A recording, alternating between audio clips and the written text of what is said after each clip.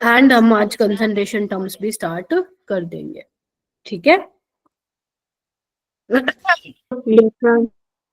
ठीक है, तो आगे चलने से पहले ये टॉपिक्स जो हम आज कवर करने वाले हैं, इन टॉपिक को करने से पहले मैं आपसे कुछ क्वेश्चंस पूछूंगी, दो वो आपको मुझे करके दिखाने पड़ेंगे।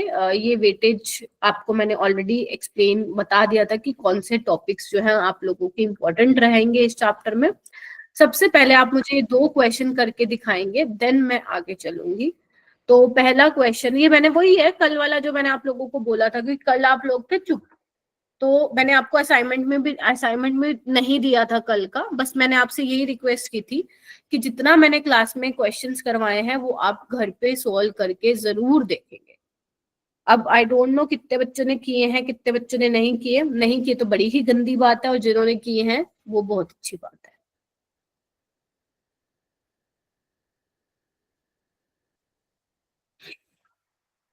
वेरी गुड शौर्या, नैतिक, रोहन, वंशिका, चैतन्य, आकृति, इसका मतलब आपने सोल्व किया है घर पे, बहुत ही बढ़िया।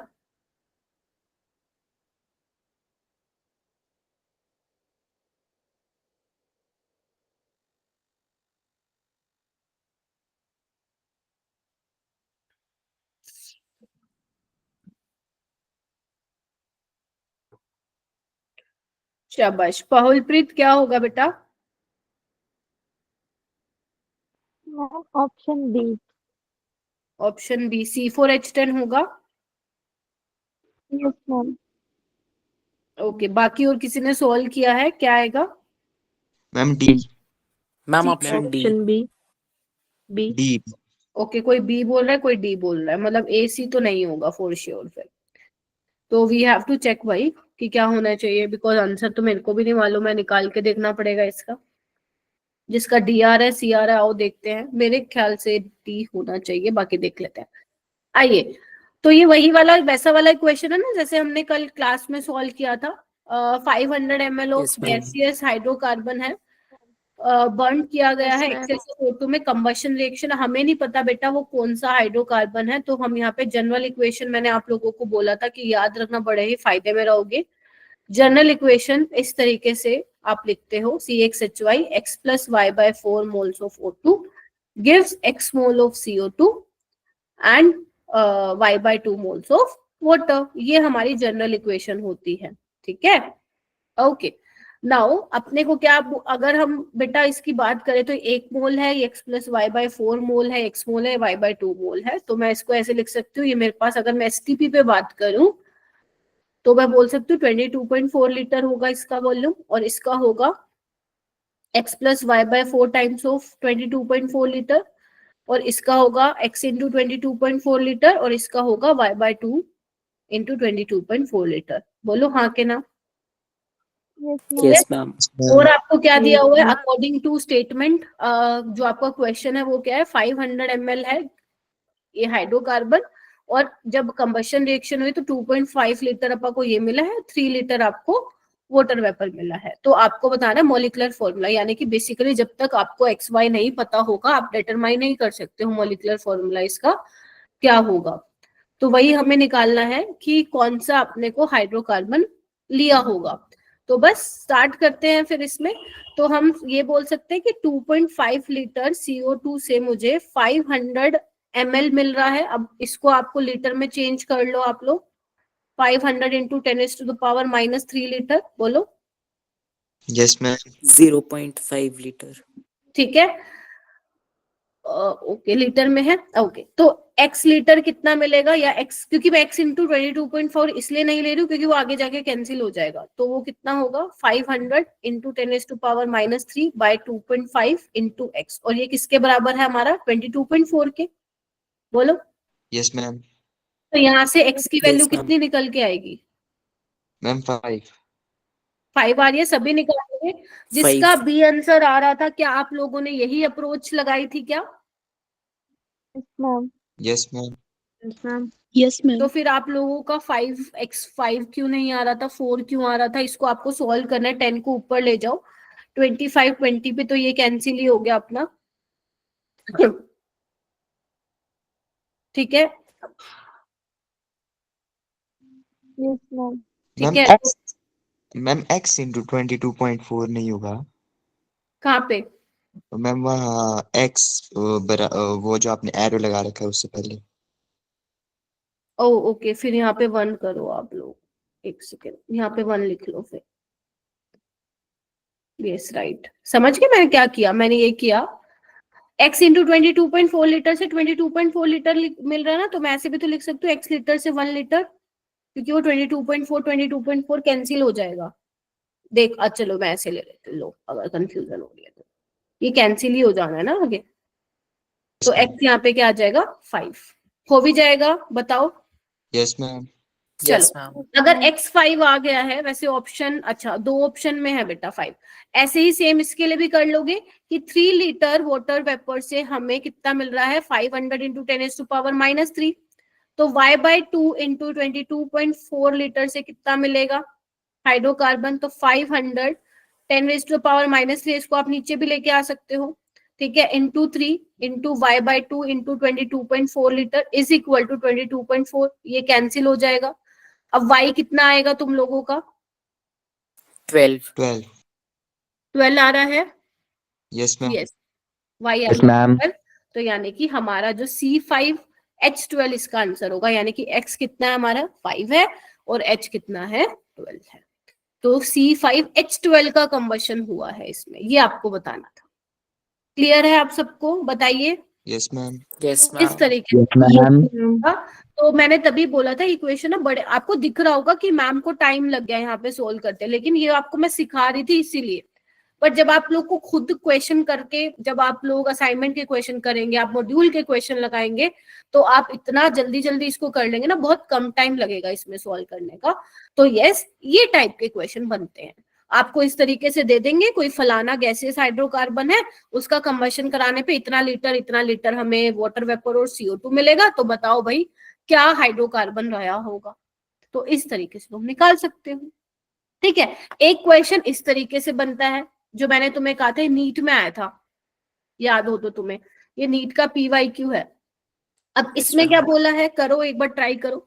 Minimum number of moles of O2 बताने आपको कितने रिक्वायर्ड होंगे जब आप 1 मोल प्रोपेन का कंबशन करोगे और 2 मोल ब्यूटेन का। अलग अलग निकालो, मिक्सचर मत ले लेना उसका, दोनों का साथ में। शाबाश, ट्राई कीजिए, वेरी गुड।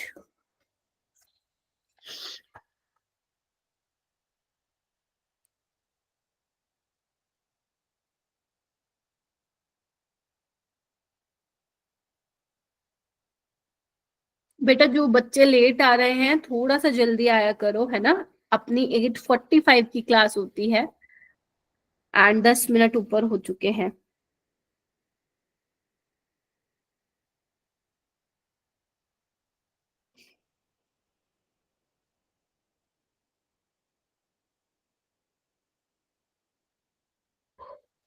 क्या लग रहा है क्या होगा इसका आंसर? 18 moles. 18 मोल 18 मोल्स। कोई नहीं पलक, इट्स ओके बेटा। 18 मोल्स आ रहा है क्या? चलो, यस मैम। प्रोपेन क्या होता है? प्रोपेन C3H8 होता है। आप लोग ये 10th में पढ़ते थे ना, ये वाला formula CnH2n+2। Yes ma'am. Yes ma'am. तो यहाँ पे N क्या होगा? 3, तो ये अपना C3H8 होगा। इसका कंबशन करवाओ। ये तो कोई नहीं है, बैलेंसिंग तो आराम से ही कर लोगे इसकी। देखो बैलेंस्ड है क्या, और ऑक्सीजन को और बैलेंस 5 कर, O2. टोटल कितने हैं? 6 और 4 10, तो 5 O2। देखो ठीक है। तो यानी कि जब प्रोपेन का कंबशन कराओगे, ध्यान रखना 1 मोल प्रोपेन का जब कंबशन करा रहे हो तो तुम्हें 5 मोल O2 चाहिए, ठीक है। चलो, अगर ब्यूटेन की बात करूं तो ब्यूटेन में क्या होगा? C4H10। तो जब आप इसका कंबशन कराओगे तो 4 CO2 मिलेगा और 5 H2O मिलेगा। अब ऑक्सीजन कितने हो गए? 8 और 5 13, 6.5. 13/2, 6.5। ठीक है ना, 13/2। तो यानी कि जब आप 1 मोल ले रहे हो तो 13/2 O2 रिक्वायर्ड है। अपने को 2 मोल के लिए बताना है, तो 2 से मल्टीप्लाई कर दे। ये यस। देखो, यस मैम तो अब आपको कितने ऑक्सीजन चाहिए होंगे मेरा बेटा? 13 मोल ऑफ O2 बोलो। तो प्रोपेन में चाहिए Yes, आपको 5, ब्यूटेन के 2 मोल का कंबशन के लिए आपको चाहिए 13, तो 13 + 5 कितना होता है 18, तो आपको यही आंसर वहां पे, हालांकि ऑप्शंस थे वहां पर बट यहाँ पे मैंने ऑप्शंस नहीं दिए थे, तो मिनिमम नंबर ऑफ मोल्स इतने 18 तो चाहिए। चलो यस मैम। आगे चलिए। सो यस, अगर आपको लग रहा था, जब आपको लगता है ना कोई टॉपिक, देखो हर चैप्टर में कोई टॉपिक ऐसा होता है जो समझने में डिफिकल्ट होता है ना। हर चैप्टर में हम टॉपिक्स को कैटेगराइज करते हैं कि this is easy to understand, this is hard to understand, है ना, ये मॉडरेट है। तो जब कभी जैसे कल वाला जो टॉपिक था परसेंटेज यील्ड, परसेंटेज प्योरिटी, है ना, कंबशन वाला, ये एनसीईआरटी में जनरली आपको बहुत ज्यादा इसके बारे में नहीं दिया जाता। तो हो सकता है आप लोगों ने ना भी पढ़ा हो, मैं ये नहीं कह रही हूँ सबने नहीं पढ़ा हो सकता है कुछ बच्चों ने ना भी पढ़ा हो। तो ऐसे केस में जब आपको लगता है कि हाँ इसमें तो थोड़ा सा हमें टाइम लगेगा समझने में इसको, तो ऐसे टॉपिक को सबसे पहले तो वहां पे लिखा करो अपने फेयर नोट्स में। आई होप आप सभी फेयर नोट्स बना रहे होंगे, स्कूल वाला और मेरे वाला जो मैं पढ़ाती हूँ उसको मिक्स नहीं करेंगे, ठीक है। सो आपको वहां पे लिखना है कि हाँ ये थोड़ा टॉपिक डिफिकल्ट टू अंडरस्टैंड है, मतलब जब आप रिवीजन करोगे तो उस पर थोड़ा आपको ज्यादा ध्यान दे देना, दैट्स इट, बस खत्म। अभी से हैबिट बना के चलोगे तो 12th में आपको देखना एकदम ढूंढना नहीं पड़ेगा कि हमारे कौन से टॉपिक वीक है, आपको पता चल जाएगा एकदम फटाक से। अब जैसे एब्सोल्यूट डेंसिटी और रिलेटिव डेंसिटी का टॉपिक इतना एनसीईआरटी में है ही नहीं, बट हमें पढ़ना है, क्वेश्चन आ सकता है यहाँ से। तो बहुत ही छोटा सा टॉपिक और बहुत ही इजी टू अंडरस्टैंड है, मैं आपको बता देती हूँ। एब्सोल्यूट डेंसिटी, यहाँ पे 2 हमें पढ़ना है, एक हमें पढ़ना है एब्सोल्यूट डेंसिटी मेरा बेटा, और एक हमें पढ़ना है रिलेटिव डेंसिटी, ठीक है। अब हम किसकी बात कर रहे हैं, लिखते जाओ इसको अपने नोट्स में, लिखते जाओ और समझते जाओ, जहां प्रॉब्लम आए बस मेरे को रोक देना। इसमें हम सबसे पहले बात करेंगे केस फर्स्ट की, इसमें हम लेंगे इन केस ऑफ सॉलिड और लिक्विड, ठीक है, सॉलिड और लिक्विड का केस लेंगे आप दोनों में। आपने डेंसिटी का फॉर्मूला तो पढ़ा है बचपन में, डेंसिटी मैम क्या होता है, मास बाय वॉल्यूम, तो यस ये वही होती है एब्सोल्यूट डेंसिटी। मैम ऐसे ही डिफरेंस करना है दोनों में? नहीं, वो अब मेरे पास, मैं बस अपना जो स्लाइड है उसको यूज कर रही हूँ, आप अलग अलग लिख लो, डिफरेंशिएट नहीं करना है, ठीक है। आप Yes, लोग ma'am. अपने नोटबुक के एक ही पेज में लिख लो इसको, ठीक है। चलिए आइए, तो जो आप पढ़ रहे हो मास बाय वॉल्यूम बचपन से, that is your absolute density मेरा बेटा, मास बाय वॉल्यूम। और मास किस में होगा, ग्राम में, और वॉल्यूम किस में होगा, एमएल में। तो डेंसिटी की यूनिट क्या होती है, ग्राम पर एमएल, बोलो हाँ या ना, बस as Yes, simple as that. और अगर मैं बात करूं बेटा रिलेटिव डेंसिटी की, तो इसमें रिलेटिव डेंसिटी क्या होती है, इधर आओ, रिलेटिव डेंसिटी होती है एब्सोल्यूट डेंसिटी। अब तुम नाम से, इधर आओ, नाम से ही पता करो, रिलेटिव, रिलेटिव मतलब किसी के रिस्पेक्ट में।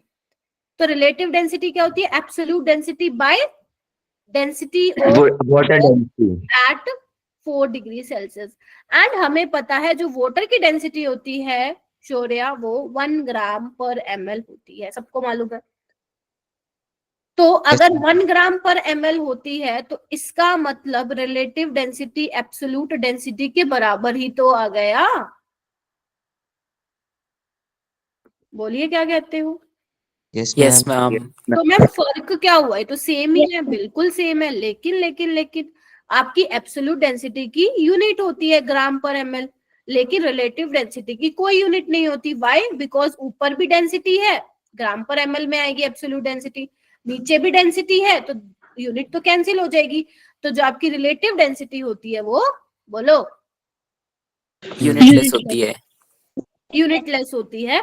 और रिलेटिव डेंसिटी को हम एक और नाम भी देते हैं, स्पेसिफिक ग्रेविटी भी। अगर तुमने लैब में तुम्हारी कोई बोतल वोटल रखी होगी, देखा होगा केमिकल की, तो वहां पे लिखा होता है स्पेसिफिक ग्रेविटी इतना, है ना, एब्सोल्यूट डेंसिटी इतना, कभी देखना लैब में जाओगे तो, ठीक है। तो स्पेसिफिक ग्रेविटी इसको बोलते हैं। सिंपल था, इसमें कुछ है क्या, बताइए मेरे को, No, ma'am.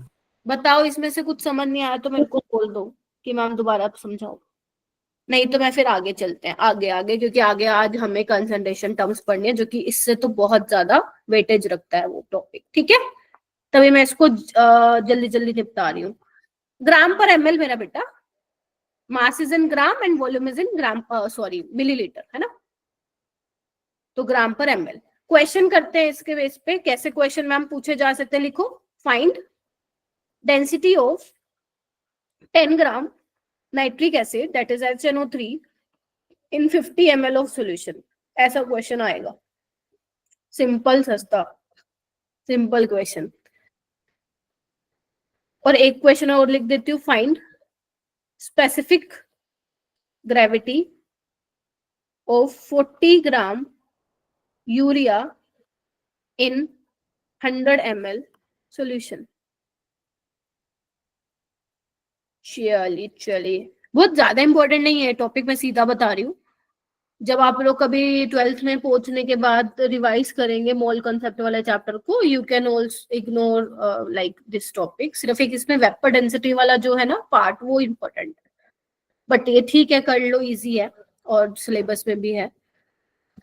तो यस, यहाँ पे देखो सिंपल तुम्हें डेंसिटी निकालनी है ना। डेंसिटी क्या होती है? मास बाय वॉल्यूम। बोलो। Yes, ma'am. Yes ma'am. बोलती Yes, कैसे? ma'am. मास कितना है? 10 ग्राम और वॉल्यूम कितना है? 50 ml। तो ये कितना हो जाएगा? 0.2 ग्राम पर ml। दिस इज, अगर डेंसिटी लिखा हो तो समझ जाना एब्सोल्यूट डेंसिटी बोला उसने। स्पेसिफिक ग्रेविटी, उसका भी सेम फॉर्मूला होगा, जो एब्सोल्यूट डेंसिटी होता है वही स्पेसिफिक ग्रेविटी होता है, तो 40/100 यानी कि 0.4, बट इसकी कोई यूनिट नहीं आएगी। क्लियर है? और यही पेपर में फंसाएगा Yes, अगर ma'am. उसने स्पेसिफिक ग्रेविटी, वो बोलेगा 0.4 ग्राम पर ml, 0.4, 0.3 ग्राम पर ml, 0.3। तो वहां पे तुम्हें ये ध्यान में रखना, बस इसलिए मैंने ये टॉपिक करवा दिया है। आगे चले। Yes ma'am. Yes, ma'am. Yes, ma'am. Yes, ma'am. इसके बाद हम पढ़ेंगे उसको क्या बोलते हैं, केस 2। केस 2 एब्सोल्यूट डेंसिटी ही पढ़ेंगे in case of gases. In gases density क्या बोला था मैंने आपको? मास बाय वॉल्यूम बोला था सॉलिड और लिक्विड के केस में। लेकिन अब गैस के केस में हमें यहाँ पे जो एब्सोल्यूट डेंसिटी होती है बेटा, वो होती है हमारी PM/RT। PM/RT। मैम ये कैसे आया? आइए सिखाती हूँ। P क्या है, M क्या है, R क्या है, T क्या है, अभी बताती हूँ। आप लोगों को शायद मैंने एक चीज बोली होगी जब मैंने मोल कॉन्सेप्ट पढ़ा रही थी, कि आइडियल गैस इक्वेशन आप लोगों को याद रहनी चाहिए। Yes, ma'am. Yes, ma'am. Yes, ठीक है? ma'am. Yes, PV is equal to NRT। ठीक है, ओके। तो यहाँ पे P क्या है मेरा बेटा? प्रेशर है गैस का, V वॉल्यूम है गैस का, N is number of moles of gas, R is your universal gas constant, अगर आप लोगों ने स्कूल में थर्मोडायनेमिक्स पढ़ी है तो। T टेम्परेचर होगा केल्विन में। ठीक है। R, अगर P आप एटमॉस्फेयर में ले रहे हो मेरा बेटा, और R क्या लोगे फिर? 0.082 लीटर एटमॉस्फेयर पर केल्विन पर मोल। पढ़ लिया क्या thermodynamics? Yes, Yes. ma'am. Yes ma'am. Temperature is in kelvin और No, ma'am. मोलेकुलर मास आप लेते हो। चलो कोई नहीं पढ़ा तो इट्स ओके, कोई नहीं, पढ़ लोगे एक दिन ना। आओ, अब मैम ये कैसे बना होगा? इधर आओ। क्या मैं V को नीचे ले जाऊं? Yes ma'am. Yes, ma'am. मैंने तुम्हें ये सिखाया था, नंबर ऑफ मोल्स क्या होता है? Given mass by molar mass. बोलो। Yes ma'am. Yes. Mass by volume Yes, क्या होगा? ma'am. डेंसिटी। बोलो। Yes, ma'am. Yes ma'am.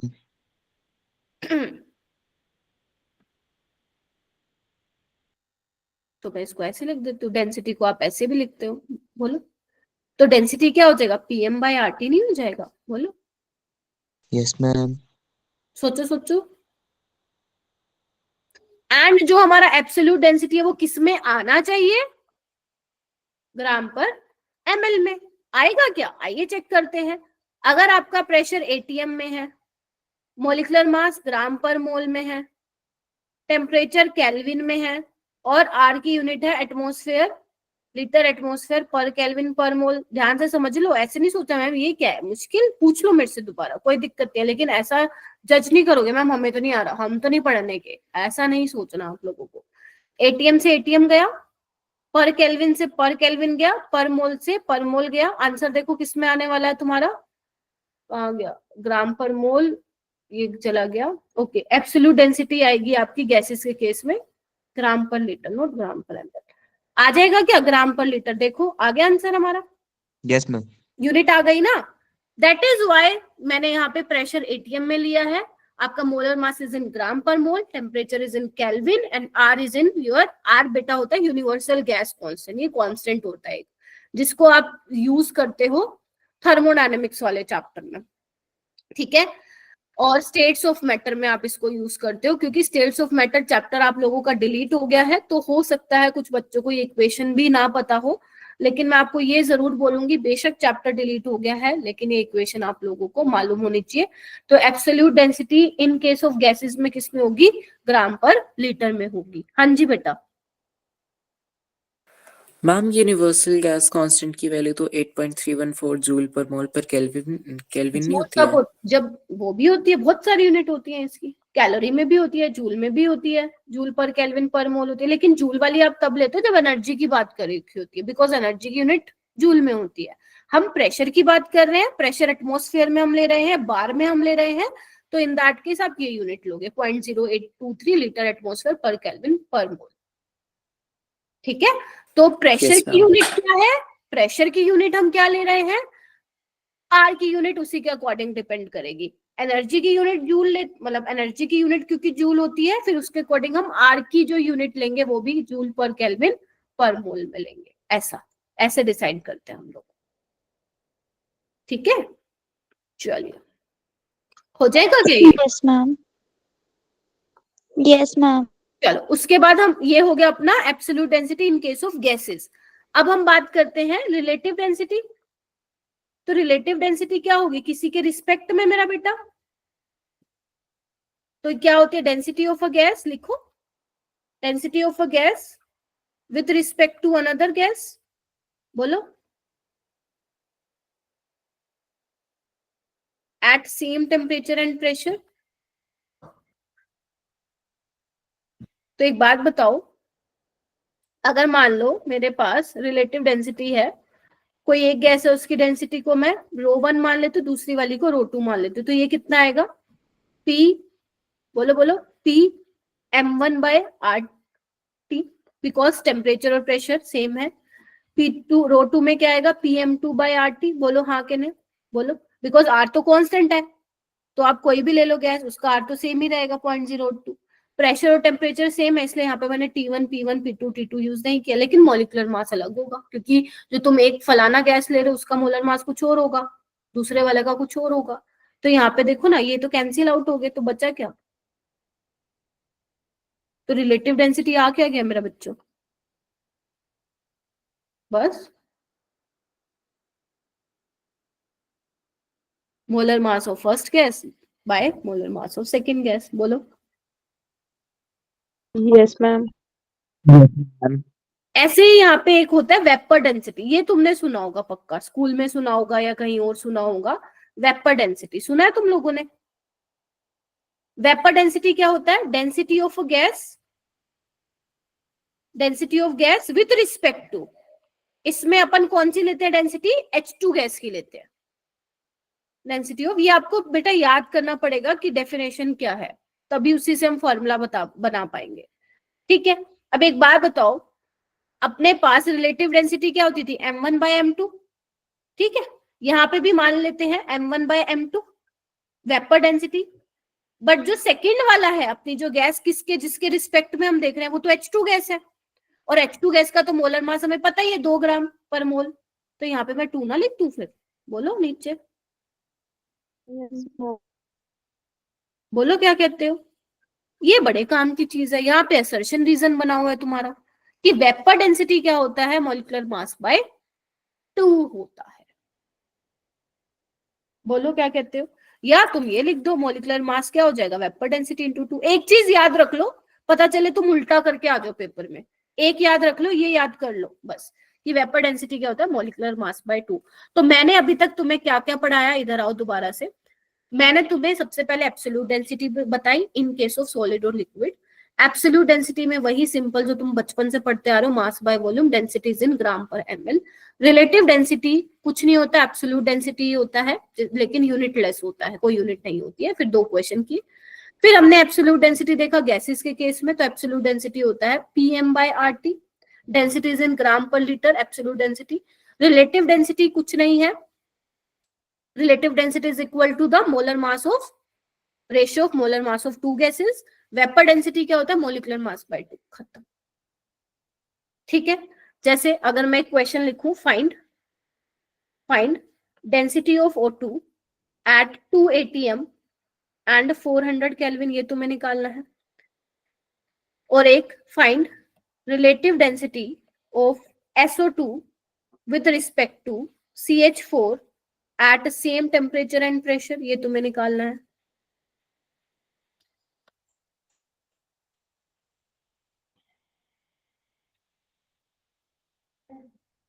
निकाल सकते हो, निकालो, चलो स्टार्ट हो जाओ।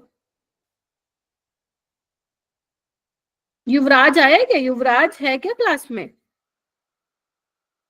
हाँ युवराज, ठीक है। मयंक है, ठीक है। मेरे को कुछ कुछ बच्चों के तो नाम याद हो गए हैं। अखिलेश, संभवी, अनिकेत, मुझे बताते जाना। है क्या? शौर्य, नैतिक तो है, और आर्यन है। हाँ है। ये जो 8:45 वाली क्लास है, इसमें बच्चे कम आते हैं ना? Yes ma'am. चलो बोले तो सही। चलो ये वाला क्वेश्चन करते हैं। करें, डेंसिटी निकालो भाई O2 की। प्रेशर दिया हुआ है, टेम्परेचर दिया हुआ है, क्या फॉर्मूला लगाओगे? बोलो। PM/RT। PM/RT। PM प्रधानमंत्री, P क्या है? 2। 2। M क्या है O2 का? 32। 32। 32। और ये कितना लोगे? 0.082 लीटर एटमोस्फेयर पर केल्विन पर मोल। और temperature is 400 kelvin. You need to just solve this. Solve मैं करवाऊंगी नहीं, मैंने बस तुम्हें फॉर्मूला बताना था। 1.95। ये देखो, एक्यूरेट बताया है। सबका यही आ रहा है तो ठीक है, वरना चेक कर लेना आप कैलकुलेशन। बन जाएगी क्या बात? Yes ma'am. Yes yes ma'am. Next आपको क्या निकालना है? रिलेटिव डेंसिटी निकालनी है। रिलेटिव डेंसिटी कैसे निकालोगे? Relative density is molar mass of 2 gases, ratio of molar mass of 2 gases. SO2 की कितनी होता है? 64, और ये 16।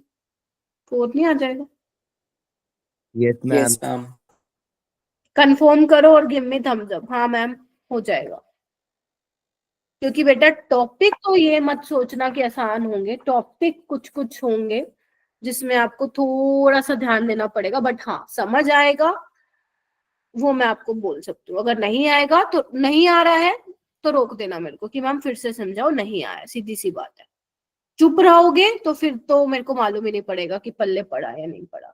क्योंकि बेटा कुछ ऐसे टॉपिक है ना जो एनसीईआरटी में नहीं दे रखे हैं, लेकिन क्वेश्चन आ जाते हैं। अभी फर्स्ट क्वेश्चन तुम एज अ होमवर्क लोगे, ठीक है? एंड सेकंड क्वेश्चन करके दिखाओगे तुम मेरे को।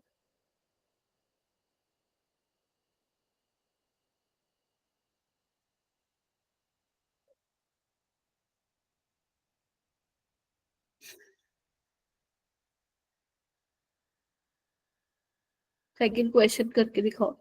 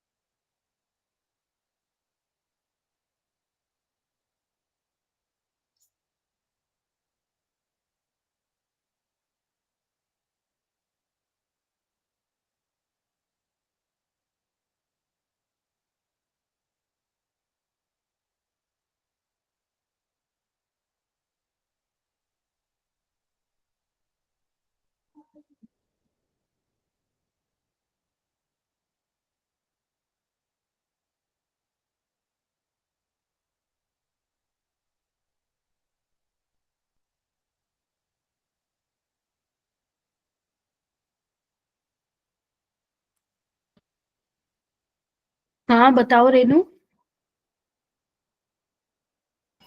मैम ऑप्शन 3 5 5, वेरी गुड मेरा बेटा। वंशिका?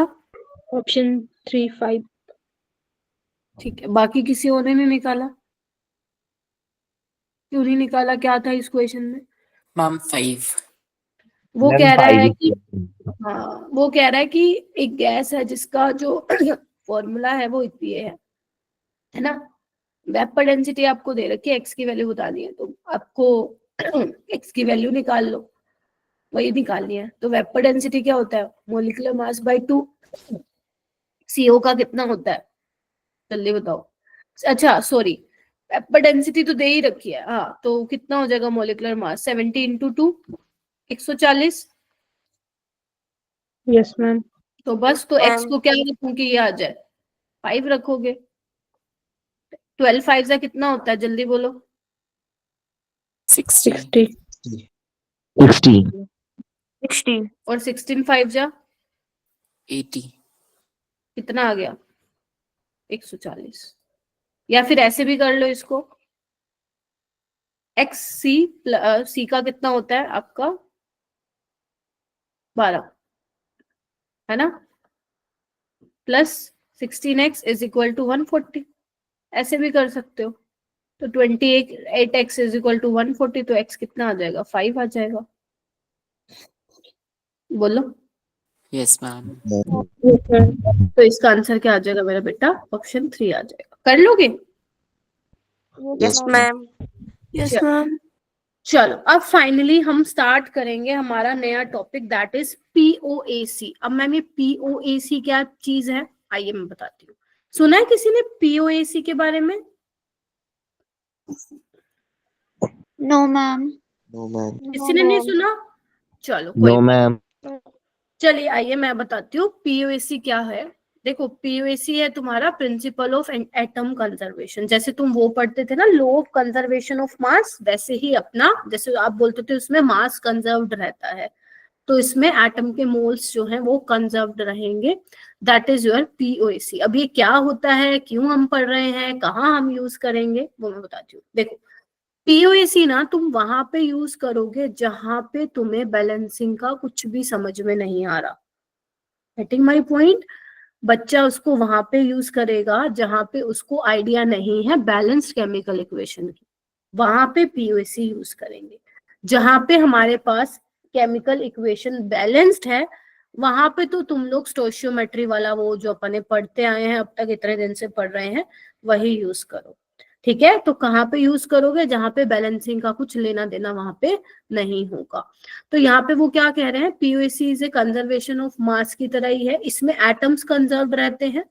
ठीक है, moles of atom shell also, अगर एटम्स आपके कंजर्व रहेंगे तो मतलब जो एटम्स के मोल होंगे वो कंजर्व रहेंगे। ठीक है, एक्सेप्ट इन न्यूक्लियर रिएक्शंस।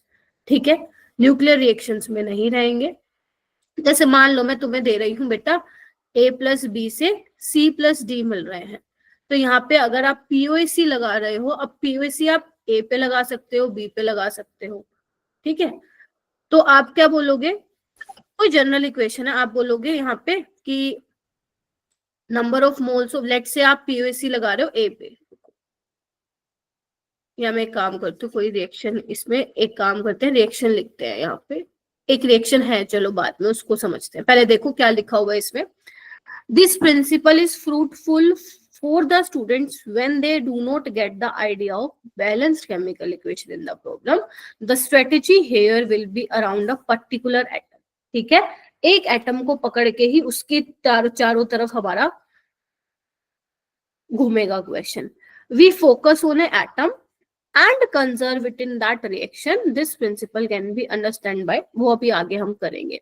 मान लो तुम्हें कुछ समझ नहीं आया, आओ मैं एग्जाम्पल से समझाती हूँ। ठीक है, जैसे कि मेरा बेटा, ये तुम्हें एक रिएक्शन मैंने दी है, और अगर तुम नोटिस करो तो ये रिएक्शन बैलेंस्ड नहीं है, बस मुझे ये कंफर्म कर दो, नहीं है ना ये balanced? This reaction is not balanced, हाँ या ना? Yes, ma'am. जवाब दो। ठीक है, अब ये, अब तुम इसको बैलेंस करो। देखो, अगर तुम इसको बैलेंस कर लेते हो तो कहानी वहीं खत्म हो जाती है, फिर तो तुम आराम से पता लगा सकते हो, इतने मोल से इतने मोल मिल रहा है, इतने मोल से इतना बन रहा है ना। लेकिन what if reaction is not balanced, या ये तो बहुत सिंपल है, इसको तो तुम बैलेंस कर लोगे, लेकिन कोई कॉम्प्लिकेटेड रिएक्शन आ जाए जहां पे भाई साहब पता ही ना चले बैलेंसिंग हो रही है, तो in that case we can use POAC। ऐसा नहीं है ये आप मतलब बहुत ही मैंडेटरी है POAC लगानी है, नहीं, जहां पे आप बैलेंसिंग में फंसोगे वहां लगा दो। जैसे यहाँ पे बैलेंसिंग नहीं है तो अब हम क्या बोलेंगे, यहाँ पे हम POAC अप्लाई करेंगे, तुम्हारा जिस पे मन होना POAC लगा दो। तो यहाँ पे मैं किस पे लगाऊंगी POAC, पोटेशियम पे लगाना चाहूंगी, तो तुम लगा दो अप्लाई POAC ऑन पोटेशियम। तो यानी कि मैं बोल सकती हूँ कि जो नंबर ऑफ मोल्स ऑफ के, ध्यान से सुन लो, जो number of moles of potassium है इन KClO3 वो इक्वल होंगे number of moles of KCl in KCl। बोलो, यही तो बोल रहा है वो, यही तो बोल रहा है, देखो moles of atom also conserve, यानी कि जो पोटेशियम के मोल होंगे रिएक्टेंट की साइड पे KClO3 में वो किसके बराबर होंगे, KCl के number of moles. Yes ma'am. तो अब नंबर ऑफ मोल्स क्या होते हैं मेरा बेटा, नंबर ऑफ मोल्स होते हैं गिवन मास बाय मोलर मास। तो यहाँ पे क्या आ जाएगा, mass of KClO3 divided by molar mass of KClO3, बोलो, into how Yes, many ma'am. Moles of potassium in KClO3 is 1। यहाँ पे देखो number of moles of potassium in KCl क्या होगा, मास ऑफ KCl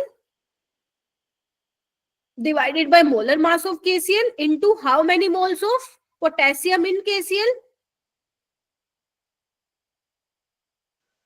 1. KCl के कितने atom है उसमें KCl में 1, तो यहाँ पे आप 1 से मल्टीप्लाई कर दोगे। तो बस तुम्हें ये चीज को यूज करके निकाल लेना है। मोलर मास तो तुम्हें निकालना पड़ेगा। अगर तुम्हें मान लो मास ऑफ KClO3 दे दिया जाए तो तुम ये पता लगा लोगे KCl का कितना मास होगा, बताओ। Yes ma'am. अगर तुम्हें 3 चीजें मालूम है तो 4th वाली चीज निकाल सकते हो ना। ऐसे ही तुम POC, आपको क्या बोला था, यही तो बोला कि भाई साहब the strategy here will be around a particular atom. अगर मान लो मैं Cl पे POC अप्लाई करती तो क्या होता, number of moles of Cl in potassium chlorate is equal to the number of moles of Cl in KCl। तो वहां पे भी सेम चलती कहानी, बोलो। You can Yes, ma'am. also apply POAC on oxygen। तो वहां पे यहाँ पे 3 से मल्टीप्लाई करना पड़ता, बिकॉज ऑक्सीजन यहाँ पे 3 है और यहाँ पे 2 है, तो 2 से करना पड़ता। गेटिंग माई पॉइंट और नोट? Yes ma'am. सवाल करें, चलो क्वेश्चन करते हैं कुछ। ओके, जैसे एग्जाम्पल नंबर 1 मैंने लिया है, ये कुछ फिक्स एग्जाम्पल होते हैं जो तुम्हें हर बुक्स में मिल जाएंगे। देखो वो कह रहा है भाई साहब 27.6 ग्राम पोटेशियम कार्बोनेट को ट्रीट करवाया है by a series of reagents to so as to convert all of its carbon to K2 ये कॉम्प्लेक्स में। मैम ये कॉम्प्लेक्स का नाम क्या है नहीं जानना है, कोऑर्डिनेशन कंपाउंड अभी तुमने नहीं पढ़ा है। ध्यान से सुनो वो क्या बोल रहा है। वो कह रहा है K2CO3 लिया है और कुछ ना कुछ किसी के बीच में आपस में रिएक्शन करवा के फाइनली जो कन्वर्ट हो गया है वो इसमें कन्वर्ट हो गया। बोलो हाँ के ना। उसने कोई भी बैलेंसिंग कुछ इसका आइडिया नहीं दिया है, देखो कुछ भी नहीं दिया भाई साहब, कौन लिया इन्होंने कौन नहीं लिया, सिंपल बता दिया कि पोटेशियम कार्बोनेट लिए, फलाना ढिमकाना रिएक्शन करा के हमें ये मिल गया। ठीक है, यही बोला उसने, यानी कि reaction is not balanced, we have no idea about balancing in this reaction. इसने एक और लाइन बोल दी है कि so as to convert all its carbon, मतलब जो जितना भी कार्बन इसमें होगा, सो मतलब इस तरीके से जो भी रिएक्शन हुई है जितना कार्बन था वो सारा का सारा कन्वर्ट हो गया है इसमें, कुछ लॉस्ट नहीं हुआ है। यानी कि अगर लॉस्ट नहीं हुआ है you can apply the POAC on carbon, yes or no? Yes ma'am. Yes, ma'am. सोचो समझो क्या बोल रही मैं। वो कह रहे हैं कि भाई साहब जितना कार्बन रिएक्टेंट साइड लिया था वो सारा का सारा कन्वर्ट आ गया, यानी कि कन्वर्ट हो गया, कोई लॉस नहीं हुआ उसका कार्बन के मास का। तो यानी कि you can apply POAC on carbon ना, यही तो वो कहना चाह रहा है तुम लोगों को। तो अगर कार्बन पे POAC लगाओगे तो क्या लगाओगे, बोलो? Number of moles of K2CO3 is equal to the number of moles of फलाना, मतलब जो ये दिया हुआ है K2 Zn3 FeCN6, बोलो। तो ये क्या हो जाएगा, गिवन मास कितना दिया हुआ है बेटा पोटेशियम कार्बोनेट का, गिवन मास 27.6, मोलर मास कितना दिया हुआ है 138, how many carbon in potassium carbonate 1। बोलो जवाब दो मुझे, ऐसे बैठने से कुछ नहीं होगा कि मैम ये क्या चल यस रहा है। मैम। यहाँ देखो गिवन मास कितना है, दिया हुआ है क्या, नहीं निकालना है, एक्स ले लो। मोलर मास दिया हुआ है क्या इसका, कॉम्प्लेक्स का, जो ये दिया हुआ है भयानक सा 690, और कितने कार्बन है बेटा इसमें, क्योंकि कार्बन पे लगा रहे हो ना POC, तो कितने हो गए 6 2 जा 12, निकाल लोगे एक्स, बोलो। Yes, ma'am. बस हो गया। POC क्या है प्रिंसिपल ऑफ एटम कंजर्वेशन, एक एटम को पकड़ के लगा दो उस पे POC, ठीक है मेरे बच्चे, बोलो।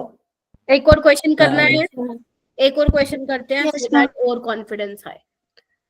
देखो एक काम करो, ये तुम ट्राई करो ना, जैसे मर्जी करो, गलत सही जैसे जो समझ में आया ना अभी तक मैंने करा वैसे कर दो, फिर मैं करवाती हूँ। करना है इसको सोल्व। आप लोग, मुझे ऐसा फील होता है कि जैसे ही आप कोई नया टॉपिक पढ़ देखते हो ना जो आपने पहले नहीं पढ़ा अपने स्कूल में, आप लोग चुप हो जाते हो, मेरे को ऐसा फील होता है। ऐसा नहीं होना बेटा, बहुत सारी चीजें ऐसी होंगी जो स्कूल में नहीं करवाई होंगी क्योंकि वो बोर्ड्स रेलेवेंट नहीं है, but NEET point of view से इंपॉर्टेंट होते, तो वो आपको करना है। आपको ऐसे हाथ नहीं खड़े कर देना है या आपको टेंशन ही ले लेनी है मैम ये तो मुश्किल है, मुश्किल है कोई बात नहीं है, तो उसको समझेंगे ना।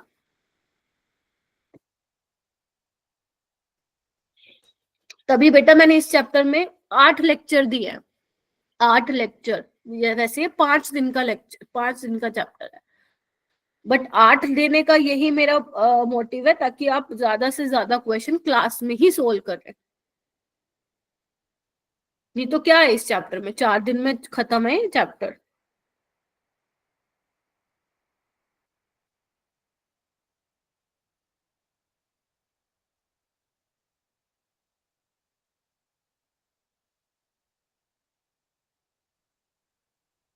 क्या लग रहा है हो पाएगा?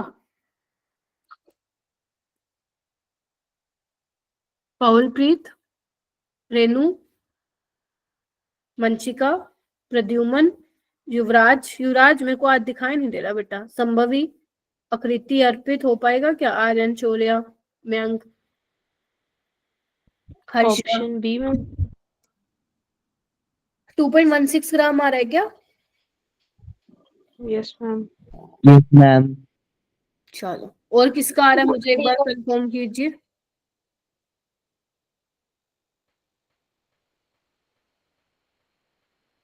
ओके, तो भूमिका का आ रहा है, आर्यन का आ रहा है, वंशिका का आ रहा है, बस बाकी बच्चों को पल्ले नहीं पड़ा क्या? देखो एक बार दोबारा समझाती हूँ, फिर इधर आओ। देखो क्या दिया हुआ, एक्स ग्राम ऑफ एजी, हाँ हैंड रेज कर लो जिसका आ गया है, बी ही होगा इसका। X gram of AG was dissolved in HNO3 and the solution was treated with excess of NaCl।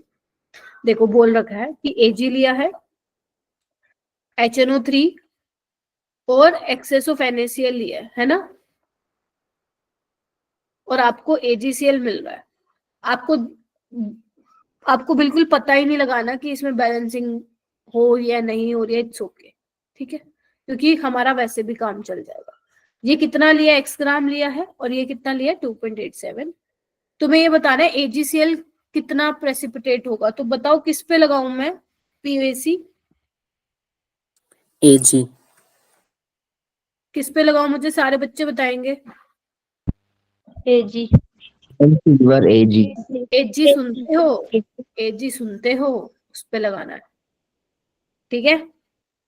तो कैसे लगाएंगे, number of moles of Ag, मैं डायरेक्ट लगा दूं, given mass by molar mass into Ag का एक ही है atom, is equal to given mass by molar mass कितना होगा AgCl का, निकाल लो 108, 143। 143.5 इंटू क्लोरीन कितने हैं 1, तो बस सोल्व कर लो, आ जाएगा। लो बताओ, खत्म कहानी। मुश्किल है POC, ये कोई लाइक ये कोई डिफरेंट आप टॉपिक मत इसको कंसिडर करो, ये सिर्फ तब काम में लेके आना जब आपको बैलेंसिंग नहीं मालूम होगा, ठीक है, दैट्स इट, बस खत्म। अगर मैम ये बैलेंस, ज्यादा इजी है।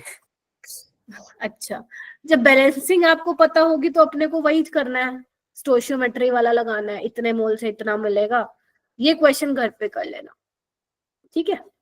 मतलब Yes, मॉड्यूल ma'am. में आपके जितने भी क्वेश्चन थे ना इससे रिलेटेड वो मैंने सारे करवा दिए, ये कर लोगे तो हो जाएगा पूरा। बस पीयूसी से डायरेक्ट कभी ऐसे मत सोचना पीयूसी नाम लिख के क्वेश्चन आएगा, नहीं, ठीक है। और नीट में ऐसा चांसेस भी कम ही है जो पीयूसी से वो क्वेश्चन देते हैं, जनरली आपको वो क्वेश्चन देता है जो अभी अपन ने किए ना 2 दिन में, लिमिटिंग रिएजेंट भर भर के किए हैं क्वेश्चन, वहां से आते हैं सवाल।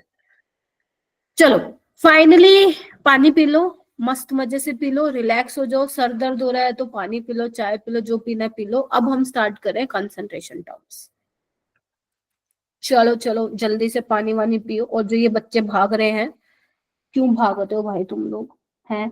एक तो बच्चे इतने कम हो चुके हैं इस ग्रुप बैच में, है ना। 7 बजे 50 बच्चे होते हैं, 8:45 40 होते हैं, है ना, यही चल रहा है, क्या कहते हो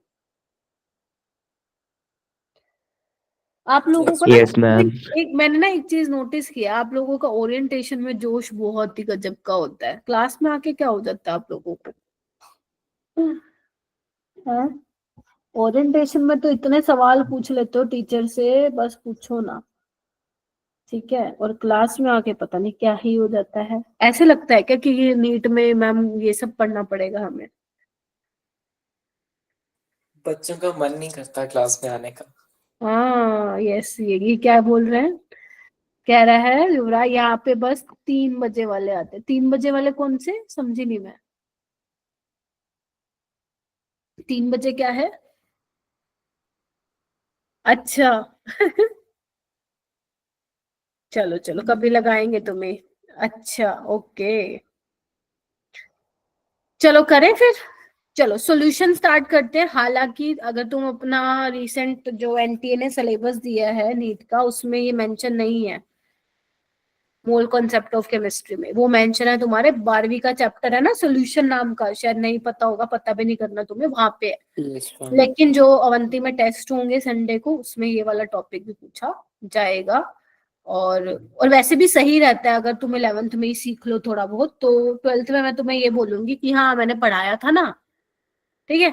चलो आओ, तो बेसिकली सॉल्यूशन में क्या हम पढ़ने वाले हैं। तो सॉल्यूशन देखो सिंपल सी बात है, सॉल्यूशन आप मान लो आप चीनी और पानी का सॉल्यूशन बना रहे हो, है ना, चीनी और नमक का सॉल्यूशन बना रहे हो, तो सॉल्यूशन आपका मिक्सचर होगा 2 और मोर सब्सटेंसेस का, उसमें 2 या 2 से ज्यादा आप उसमें सब्सटेंसेस मिक्स कर सकते हो, ठीक है। तो आप आपके 2 तरह के आपने सुने होंगे मिक्सचर, एक होमोजीनियस सुना होगा मेरा बेटा और एक हेट्रोजीनियस मिक्सचर सुना होगा। यहाँ पे वैसे हम डील करने वाले हैं होमोजीनियस मिक्सचर से, ठीक है, बहुत सिंपल है, होमोजीनियस मिक्सचर और हेट्रोजीनियस मिक्सचर। होमोजीनियस में क्या होता है, बहुत ही सिंपल एग्जांपल है इसका, सोल्ट प्लस वाटर। तो जब तुम पानी में नमक को डाल दोगे, ठीक है, तो आपको क्या दिखेगा, सोल्ट अच्छे से डिसोल्व हो चुका है पानी में, है ना। आपको ऐसा तो है नहीं अलग से नमक कहीं पे दिखाई दे रहा हो चिपका हुआ, ठीक है। तो यानी कि जो कंपोजिशन है वो थ्रू आउट यूनिफॉर्म है सॉल्यूशन में, ऐसे हम मिक्सचर को बोलते हैं होमोजीनियस मिक्सचर। और जहां पे हमारा, जैसे एग्जांपल ले लो ऑयल प्लस वाटर या सैंड प्लस वाटर, उसमें आपको क्या दिखेगा, थोड़ी देर पहले तो आप मिट्टी को अगर डालते हो वाटर में तो दिखता है कि हाँ हो गई डिजोल्व, लेकिन थोड़ी देर बाद देखते हो वो नीचे सेटल डाउन हो जाती है, ठीक है। तो ऐसे वाले एग्जांपल्स हमारे होते हैं हेट्रोजीनियस मिक्सचर के। आप होमोजीनियस को ऐसे भी बोल सकते हो, होमो मतलब सेम, सेम फेज, ठीक है। सेम फेज का मतलब क्या हुआ, फेज का मतलब सॉलिड फेज है, लिक्विड फेज है, गैसियस फेज है, वो डिपेंड करता है सॉल्वेंट क्या है आपका। तो यहाँ पे वाटर है सॉल्वेंट, ठीक है। तो जब सॉल्वेंट फेज डिपेंड करता है, जैसे मान लो आपने सोल्यूट में सॉल्वेंट मिलाया तो फाइनल फेज आपको क्या दिख रहा है, जैसे अगर पानी में बेटा मैं नमक मिलाऊं तो आपको वो पानी क्या दिखता है, लिक्विड ही दिखता है ना, तो वो लिक्विड फेज है अपना, ठीक है। और अगर मैं हेट्रोजीनियस की बात करूं तो ये डिफरेंट फेज ही तो है, आपको मिट्टी अलग दिख रही है, वाटर अलग दिख रहा है, या ऑयल में ऑयल को डाल रहे हो पानी में तो ऑयल की अलग लेयर दिख रही है, वाटर की अलग लेयर दिख रही है, तो वो हेट्रोजीनियस का एग्जांपल हो गया। हम यहाँ पे किससे डील करने वाले हैं? होमोजीनियस से, ठीक है। और होमोजीनियस में भी जो आप सॉल्यूशन यहाँ पे डिस्कस करोगे बेटा, वो बाइनरी सॉल्यूशन डिस्कस करोगे। बाइनरी का मतलब समझते हो आप? जिसमें एक सोल्यूट होगा और एक सॉल्वेंट होगा। बोलो, ठीक है। Yes, ma'am. यहाँ पे हम डिस्कस, ध्यान से सुन लो, यहाँ पे हम क्या डिस्कस करेंगे? बाइनरी सॉल्यूशन के बारे में डिस्कस करेंगे। Yes, homogeneous are in single phase, मतलब सिंगल, ठीक है बोल सकते हो, बट यस ये आप बोल सकते हो सेम फेज और uniform through out the solution. Binary solution क्या होगा आपका? इसमें आप देखो एक से ज्यादा सोल्यूट आप ऐड कर सकते हो, बट यहाँ पे हम डिस्कस ही वही करेंगे जहां पे हमारे पास एक सोल्यूट होगा और एक सॉल्वेंट होगा, ठीक है जी। ये आपको ध्यान रखना है। और आपके सॉल्यूशन का फाइनल फेज क्या होगा, whether it is solid, liquid, gas, वो डिपेंड करेगा। जब आप सोल्यूट को सॉल्वेंट में मिला रहे हो तो आपका फाइनल फेज क्या होगा। अगर मान लो आपका सॉल्वेंट बहुत ही कम है, कम अमाउंट में है, ठीक है, और आपका सोल्यूट ज्यादा अमाउंट में है, तो वो फेज कैसा होगा? सॉलिड होगा कि नहीं होगा? बोलो। अगर मान लो नमक तुम्हारा, तुमने 2 चम्मच स्पून डाला और उसमें 1 ही स्पून पानी का डाल रहे हो, तो कैसा दिखेगा वो? लिक्विड या सॉलिड? Solid. तो वो उसका फेज, Solid. ठीक है। तो मैं ये बोल रही हूँ, ठीक है। तो इस तरीके से आपको ध्यान में रखना है, ठीक है। चलूं मैं आगे? Yes, चल, ma'am. Yes, ma'am. ओके, आगे चलते हैं। यस, ये कुछ प्रॉपर्टीज हैं आप लोगों की, एक बार फटाफट से पढ़ लो। ये वो प्रॉपर्टीज हैं जो आप लोग अपना 10th क्लास में पढ़ के आते हैं। मैंने सिर्फ यहाँ पे लिख दी है, बाकी इसमें से क्वेश्चन नहीं आएगा बेटा, ठीक है। एक बार फटाफट पढ़ लो इसको ताकि आगे चले।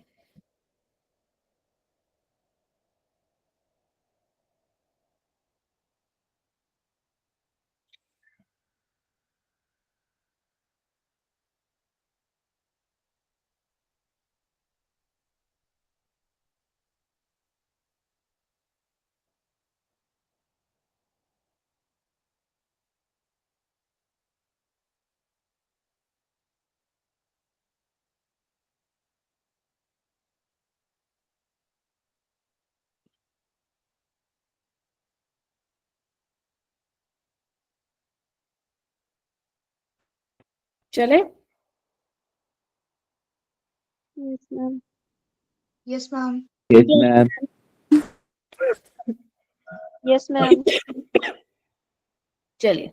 तो बेसिकली यहाँ पे क्या लिखा हुआ है, सिंपल कुछ यहाँ पे चीजें बता रखी है। होमोजेनियस आपका जो सोल्यूशन होगा, a solution is clear and transparent, ठीक है। फॉर एग्जांपल NaCl दिया हुआ है वाटर में, ठीक है। उसके अलावा जो सोल्यूट होगा इस सोल्यूशन में, अगर आपका होमोजीनियस मिक्सचर है तो वहां पे सेटल डाउन नहीं होगा, जो भी मैंने बोला था, यूनिफॉर्म कंपोजिशन रहेगा थ्रू आउट। अगर मैं सोल्यूशन, अगर आप पानी और नमक ले लेते हो, वाटर और सोल्ट ले लेते हो, तो solute particles can not B, ऐसा तो नहीं है ना वहां पे आपको नमक दिखाई देगा, ठीक है। तो वही वो कह रहे हैं कि solute particles can not be distinguish from the solvent particle और molecule even under a microscope. True solution में क्या बोला है कि जो पार्टिकल ऑफ सोल्यूट है डिसअपियर इनटू स्पेस बिटवीन, जो सॉल्वेंट मॉलिक्यूल्स के बीच में स्पेस होता है उसमें जाके उसमें चले जाते हैं। Component of A solution can not B separate by filtration, अगर आपको पानी और नमक का सॉल्यूशन फिल्टर करना है तो आप नहीं कर सकते हो, getting my point. But yes, heterogeneous mixture का आप कर सकते हो। तो ये सिंपल सिंपल पॉइंट्स थे, बट इतना आसान नहीं, मतलब नहीं, लाइक ये क्वेश्चन नहीं आएगा पेपर में। अब हम आगे चलते हैं, क्योंकि मेरे को बेटा कंसंट्रेशन टर्म्स पढ़ानी थी, दैट इज वाई मैंने थोड़ा सा आप लोगों को बेसिक बता दिया उसका, सॉल्यूशन वाले का, ठीक है। तो अब हम यहाँ पे देखेंगे, ये आपकी कुछ कंसंट्रेशन टर्म्स हैं जो मैं आप लोगों को पढ़ाऊंगी। Molality, mole fraction, percentage calculation, जिसमें आप परसेंटेज वेट बाय वेट पढ़ोगे मेरे से, परसेंटेज वेट बाय वॉल्यूम पढ़ोगे, पीपीएम पढ़ोगे। हालांकि पीपीएम सिलेबस में नहीं है, बट हाँ मैं पढ़ा दूंगी आप लोगों को। पढ़ लेंगे, कोई दिक्कत नहीं है। तो ये कुछ कंसंट्रेशन टर्म्स है। इसके अलावा एक नॉर्मेलिटी करके भी होती है कंसंट्रेशन टर्म, अगर तुम लोगों ने सुनी हो तो नॉर्मेलिटी को यहाँ पे पढ़ाने से अच्छा है ना हम लोग वहां पे डिस्कस करेंगे रिडॉक्स वाले चैप्टर में, रिडॉक्स रिएक्शन में, क्योंकि अगर मैंने यहाँ पढ़ाया तो वहां पे दोबारा पढ़ाना ही पड़ेगा। तो नॉर्मेलिटी आप रिडॉक्स रिएक्शन में डिटेल में पढ़ते हैं, वहां पे आप एन फैक्टर भी पढ़ते हैं, ठीक है। तो नॉर्मेलिटी आप रिडॉक्स रिएक्शन में करेंगे तो वो ज्यादा बेटर रहेगा। आपके स्कूल में शायद रिडॉक्स रिएक्शन हुआ होगा, ठीक है। तो यस, तो ये हम रिडॉक्स रिएक्शन में देखेंगे। आपको क्या बोला गया है, वो कह रहे हैं कि remember that all of these concentration terms are related to one another, by knowing one concentration term you can also find the, मतलब कहने का मतलब है पहले मैं आपको एक एक कंसंट्रेशन टर्म बताऊंगी और ये आपस में रिलेटेड है एक दूसरे से। मान लो आपने मोलारिटी और मोलालिटी पढ़ लिया, फिर मैं आपको एक रिलेशन लिखवाऊंगी जहां पे मोलारिटी और मोलालिटी के बीच में क्या रिश्ता है, मोलालिटी और मोल फ्रैक्शन के बीच में क्या रिश्ता है। तो ये आपस में टर्म्स क्या होती हैं, रिलेट होती हैं, ठीक है। तो सबसे पहले हम किससे स्टार्ट करेंगे बेटा, मोलारिटी से स्टार्ट करेंगे,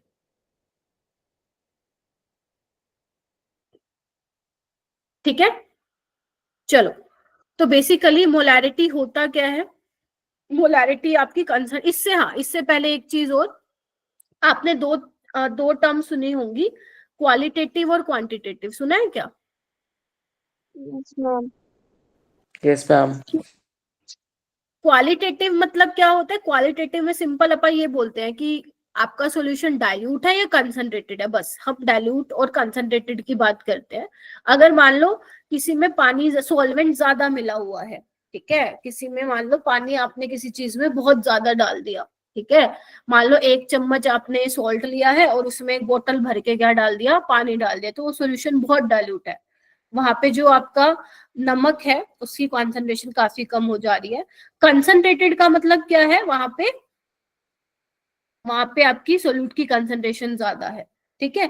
तो हम देख के बता सकते हैं, आपको अगर कोई लेख देगा, मतलब कोई भी एक आपको बीकर में डाल के दे देगा, आप पता लगा लोगे कि कॉन्सेंट्रेटेड सोल्यूशन है डाइल्यूट, जैसे आपके लैब में लिखा होता है डाइल्यूट H2SO4 और कंसंट्रेटेड H2SO4, है ना। तो इसका मतलब क्या होता है कि कंसंट्रेटेड H2SO4 का मतलब होता है कि यहाँ पे एसिड की कॉन्सेंट्रेशन ज्यादा है। डाइल्यूट H2SO4 का मतलब क्या है कि वहां पे पानी अच्छा खासा उसमें डाला हुआ है, यही मतलब। और तभी आपको बोला भी जाता है जो कंसंट्रेटेड सल्फ्यूरिक एसिड है उसको ध्यान से आप यूज करिए, डाइल्यूट में नहीं बोलते होंगे, ठीक है। तो ये है आपका क्वालिटेटिव, ठीक है, जहां पे आप डाइल्यूट और कंसंट्रेटेड देख के बोलो this is dilute, this is concentrated. Quantitative का मतलब क्या है, आपको पता लगाना है कितना अमाउंट प्रेजेंट है, ठीक है। इसमें तो आप जस्ट बता रहे हो this is dilute, this is concentrated, but the how many amount of moles present in that solution वो आप किसमें पता लगाओगे, क्वांटिटेटिव में। और किसकी हेल्प से पता लगाओगे, जो ये कंसंट्रेशन टर्म्स आपको मैं पढ़ाऊंगी, मोलारिटी, मोलालिटी, इसमें आप क्या पता लगाओगे, यही पता लगाओगे भाई साहब कितने मोल्स ऑफ सोल्यूट है ना, ये सब यहाँ पे चीजें पता लगाओगे, ठीक है। चले आगे, देखो मोलारिटी क्या होती है मेरा बेटा, मोलारिटी सुना है तुम लोगों ने, इसको हम कैपिटल M से डिनोट करते हैं, Yes, ma'am. Yes ma'am. ठीक है। तो मोलारिटी होती क्या है मेरा बेटा, मोलारिटी होती है हमारी number of moles of solute, लिखो number of moles of solute present in 1 litre of solution. लिखोगे कैसे इसको, इसका एक्सप्रेशन कैसे लिखोगे, number of moles of solute by volume of solution, volume of solution किसमें, लीटर में, लीटर में लिखोगे, बोलो हाँ के ना। अब मोलारिटी क्या होती है, मोलारिटी होती है तुम्हारी मोल पर लीटर में, नंबर ऑफ मोल्स तुम्हारे मोल हो जाएंगे और वॉल्यूम क्या हो जाएगा, लीटर में, ध्यान रखना लीटर में मैं बोल रही हूँ, ठीक है, लीटर में, मिलीलीटर में मत लिखना, अगर मिलीलीटर में आएगा तो चेंज करना पड़ेगा लीटर में। मैंने आप लोगों को कन्वर्जन भी सिखाए थे, अगर आप लोगों को याद हो तो याद करो, 1 litre is equal to 1000 millilitre, 1 millilitre is equal to 1 centimetre cube, बोलो। Yes ma'am. और क्या बताया, 1 litre is Yes, equal to 1 decimetre cube और 1 litre is equal to 10⁻³ -3 metre cube, ये मैंने बताए थे आप लोगों को। ठीक है, अगर वो सेंटीमीटर क्यूब में देता है या डेसीमीटर में देता है या मिलीलीटर में देता है तो आपको वो कन्वर्ट करके लीटर में चेंज करना ही पड़ेगा। ठीक है, उसके अलावा और क्या चीज ध्यान रखोगे, जो यहाँ पे number of moles of solute है, जो आप सोल्यूट के मोल्स ले रहे हो, नंबर ऑफ मोल्स का फॉर्मूला पता होना चाहिए गिवन मास बाय, बस 10 मिनट और लूंगी क्लास बेटा, गिवन मास बाय मोलर मास, यही लेते हो आप।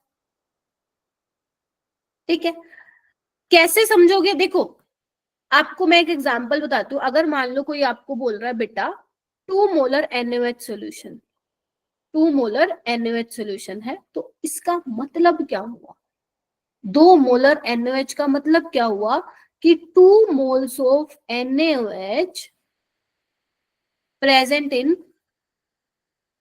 1 लीटर ऑफ सोल्यूशन। बोलो, Yes, ma'am. यही मतलब हुआ। Yes, ma'am. तुम्हें वो दे रहा है लैब में, जब तुम आगे 12th में जाओगे या इवन 11th में भी अगर करवाते हैं तो वहां पे तुम्हें बोलते हैं कि चलो भाई साहब 2 मोलर NaOH सोल्यूशन प्रिपेयर करके आओ इतने ml में। ठीक है, तो ये सब तुम लैब में प्रिपेयर भी करते हो। 2 मोलर NaOH सोल्यूशन का मतलब क्या हुआ, 2 मोल्स ऑफ NaOH प्रेजेंट है 1 लीटर ऑफ सोल्यूशन में, मतलब 1 लीटर का, लेट से दिस इज 1 लीटर सोल्यूशन और उसमें कितना प्रेजेंट है mole of NaOH, 2 mole NaOH के प्रेजेंट है। 2 मोल NaOH का मतलब कितना मास होगा,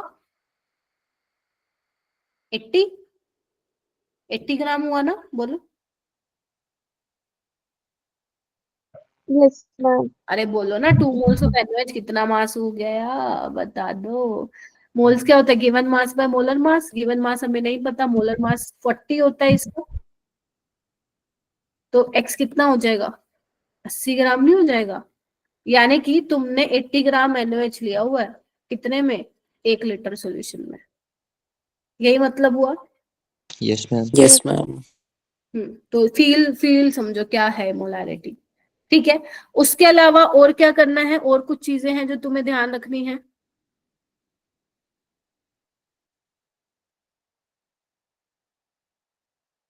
क्या, आइए, आपको कुछ कुछ टर्म्स मिलेंगी लिखी मिली, जैसे डेसीमोलर, डेसीमोलर लिखा मिलेगा, तो डेसीमोलर का मतलब क्या होता है, 1/10 मोलर होता है मेरा बेटा।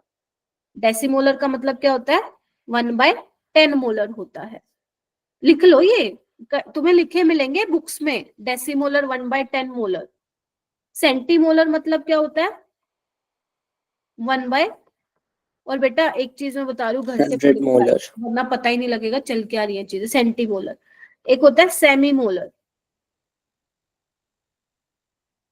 ये होता है 1/2 मोलर, और एक होता है हमारा मिली मोलर, ये वाइवा में भी बहुत पूछते हैं स्कूल में, 1/1000 मोलर। ठीक है, तो ये आपको मालूम होना चाहिए।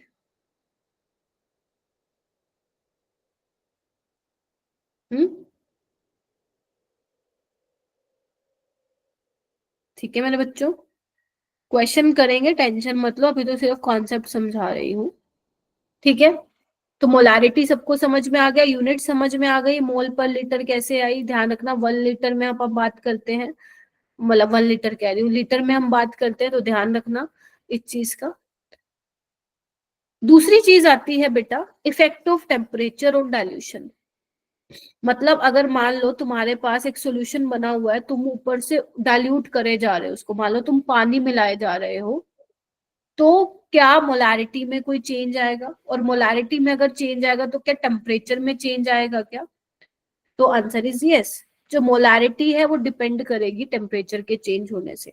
जैसे आप लोगों को पता है मोलारिटी, अभी मैंने क्या बताया बेटा, number of moles of solute बताया, divide by volume of solution in litre बताया।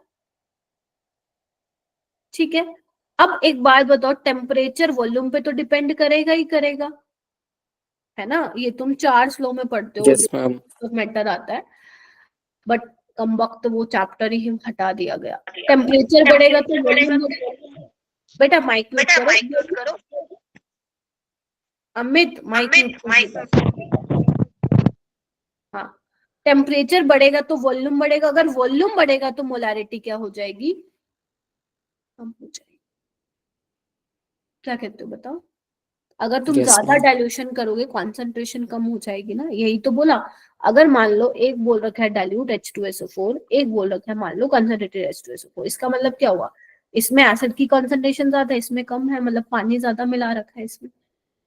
ठीक है, तो अगर आप डाइल्यूशन करोगे तो मोलारिटी यानी कि कॉन्सेंट्रेशन कम हो जाएगी, यानी कि मैं बोल सकती हूँ कि टेम्परेचर डिपेंडेंट टर्म है ये,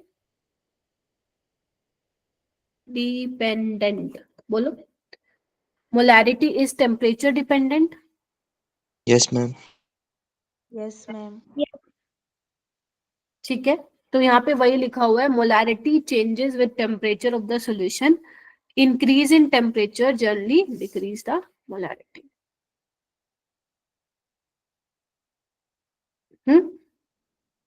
चलो, फिर उसके बाद एक लिखो हेडिंग डालते जो मोलारिटी में, सिर्फ बेटा अपने को वो नहीं पढ़ना, number of moles of solute by volume of solution, है ना, ये वाला हेडिंग डालो। अपन ने अभी तक क्या पढ़ा, मोलारिटी क्या होती है, unit conversion, effect of temperature, अब हम पढ़ रहे हैं मोलारिटी ऑफ डाइल्यूट सॉल्यूशन क्या होता है। डालो heading, molarity of dilute solution क्या होता है, बहुत ही आसान है, बहुत ही आसान है। मान लो तुम्हारे पास एक बीकर है, ठीक है, इसमें किसी का सॉल्यूशन, लेट से ग्लूकोज का सॉल्यूशन है। अगर ग्लूकोज का सॉल्यूशन है तो उसकी कुछ मोलारिटी होगी, कोई कंसंट्रेशन होगी उसकी, और कोई वॉल्यूम भी होगा, बताओ है ना, होगा कि नहीं होगा। अगर मान लो मैं ऊपर से उसमें पानी डाल दूं, और तो पानी डालने से जो मेरे पास अब बनेगा सॉल्यूशन, तो उसका मोलारिटी और वॉल्यूम दोनों ही चेंज होगा, बोलो हाँ कि नहीं। Yes, ma'am. सोच लो पहले तो सारे। अगर मान लो मेरा बेटा, अगर मैं 1 मोल ऑफ ग्लूकोज ले लेती हूँ, ठीक है, ठीक है, उसका मान लेते हैं मोलारिटी m1 है, वॉल्यूम v1 है, ऊपर से तुमने मान लो 250 ml पानी डाल दिया, अब उसका वॉल्यूम चेंज हो जाएगा ना, उतना थोड़ी ना रहेगा जितना पहला था, तो v2 हो गया। अब Ma'am. तुमने डाइल्यूट किया है तो मोलारिटी भी तो चेंज होगी ना, that is why I written here m2v2। बोलो, Yes, ma'am. सोच लो पहले, सोच लो, समझ लो, और थम्स अप दे दो, फिर मैं आगे चलती हूँ।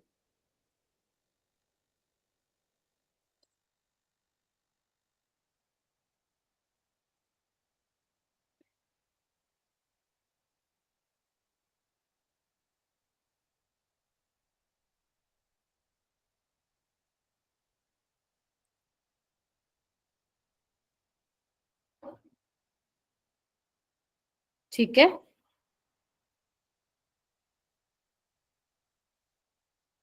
चलिए, अब मुझे एक बात बताइए, अगर मैं बिफोर डाइल्यूशन की बात करूं और आफ्टर डाइल्यूशन की बात करूं, तो number of moles of solute change हुए या नहीं हुए? क्या ग्लूकोज के मोल चेंज हुए या नहीं हुए? No, ma'am. No, पक्का? ma'am. यहाँ पे भी 1 मोल ग्लूकोज था, यहाँ पे बस तुमने क्या किया, डाइल्यूशन ही तो किया है। तो अगर नंबर ऑफ मोल सेम है तो मोलारिटी क्या होता है, number of moles by volume, तो नंबर ऑफ मोल्स क्या होगा, m/v।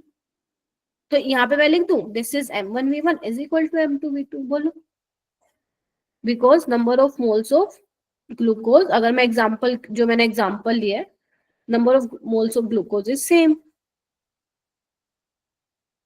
Yes, ma'am. तो m/v, तो m1v1 m2v2। ये क्या आ गई, हमारे पास इक्वेशन आ गई जब हम बात करेंगे डाइल्यूट सॉल्यूशन की। m1 क्या है, मोलारिटी है बिफोर डाइल्यूशन। v1 क्या है, जब हमने डाइल्यूशन नहीं ऐड किया ऊपर से सॉल्वेंट, यहाँ पे मैंने पानी लिया है, नहीं ऐड किया है, तो v1। m2 डाइल्यूशन के बाद मोलारिटी। v2 क्या है, टोटल वॉल्यूम है मेरा बेटा, टोटल वॉल्यूम है। मान लो पहले यहाँ पे 500 था, आपने 250 और डाल दिया, तो कितना हो गया टोटल वॉल्यूम, 750। ठीक है, तो v2 is your total volume. ये यहाँ पे बच्चे बहुत कंफ्यूज होते हैं, ध्यान रखना, ठीक है। जल्दी से इसको अपनी नोटबुक में उतार लो, फटाफट से उतारो,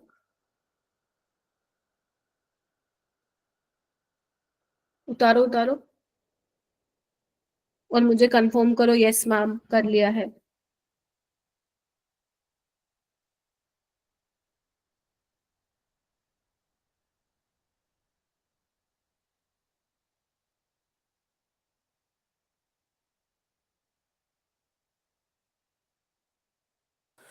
मैम तो मोलारिटी और volume before dilution and after dilution same होगी?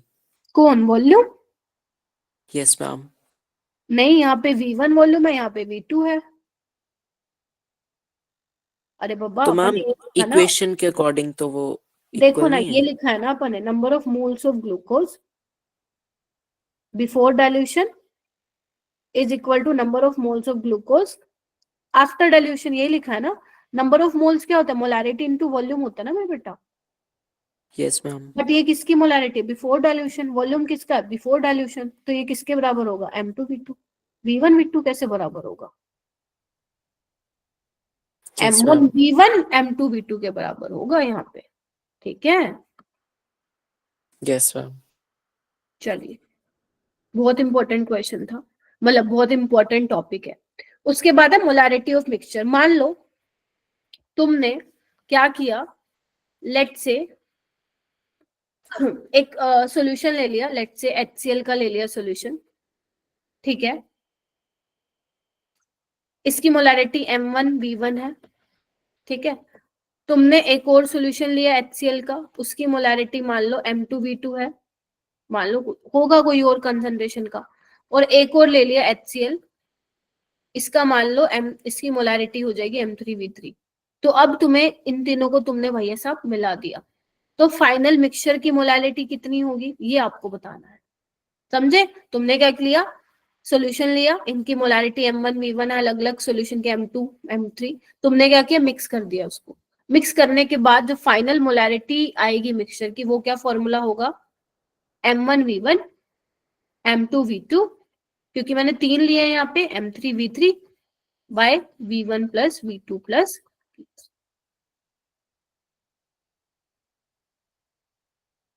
यही होगा। बताओ, M1 याद कर लो इस फॉर्मूले को फटाक से, M1V1 M2V2 M3V3। ध्यान रखना सेम एसिड लेने हैं, नहीं तो नहीं लगेगा ये फॉर्मूला। अगर HCl ले रहे हो तो HCl लो, H2SO4 ले रहे हो तो H2SO4 लो। जब आप रिडॉक्स में पढ़ोगे तो फिर वहां पे एन फैक्टर का रोल भी आता है, बट अभी मैं उसको कंसिडर नहीं कर रही हूँ। लिख लिया ये फॉर्मूला? तो मैंने डाइल्यूट सॉल्यूशन का बता दिया फॉर्मूला, मिक्सचर का बता दिया, सिंपल मोलारिटी का बता दिया। अब तुम ये 1-2 क्वेश्चन कर लो, फिर मैं तुम्हारी छुट्टी कर दूंगी। चलो चलो, करो करो करो। कई बार होगा बेटा जब मैं 1.5 घंटे की क्लास लूंगी, वरना जितना सोचा है ना सिलेबस हो नहीं पाएगा उतना।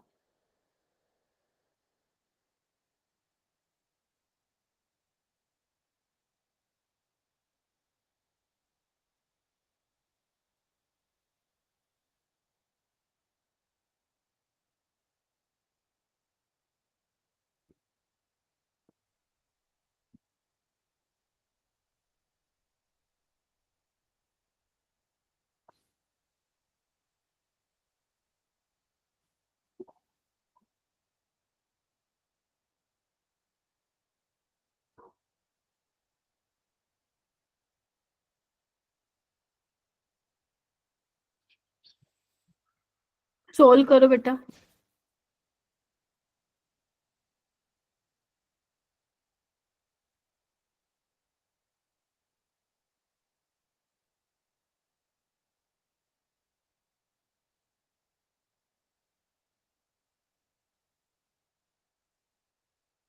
हो रहा है क्या बताओ? फॉर्मूला लगा लोगे?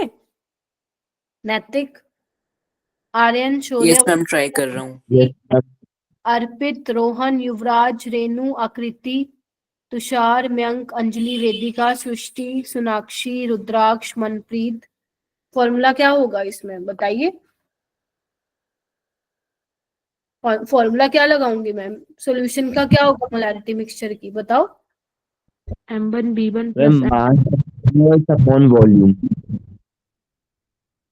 M1V1 plus M2V2 by V1 plus V2। M1 Yes, कितना है ma'am. HCl का? 0.5। वॉल्यूम कितना है? 750 ml। लीटर में चेंज करने की जरूरत नहीं है इसको, बिकॉज वो कैंसिल आउट हो जाएगा। और M2 इसका कितना है? 2 इंटू 250 ml। नीचे टोटल वॉल्यूम कितना हो जाएगा? 1000। Option A is answer. कौन था? 0.875 क्या? 0.875। Ma'am. ठीक है, इस तरीके से करना है इसको। कर लोगे? सिंपल था। Yes, ma'am. ठीक है, ये वाला Yes, क्वेश्चन ma'am. कीजिए। 6.02 into 10 is to power 20 molecules of urea present है 100 ml सॉल्यूशन में, तो यूरिया की क्या कॉन्सेंट्रेशन होगी? देखो मोलारिटी में निकालना है, आप यूनिट चेक करिए, फॉर्मूला लगाओ।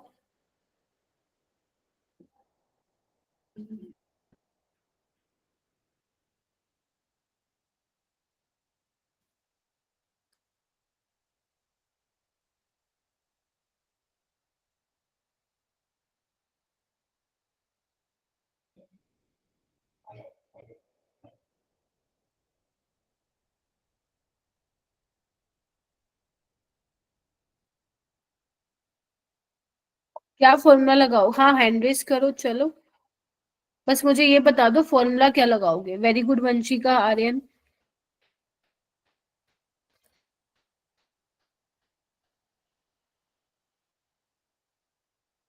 अमित क्या फॉर्मूला लगाओगे?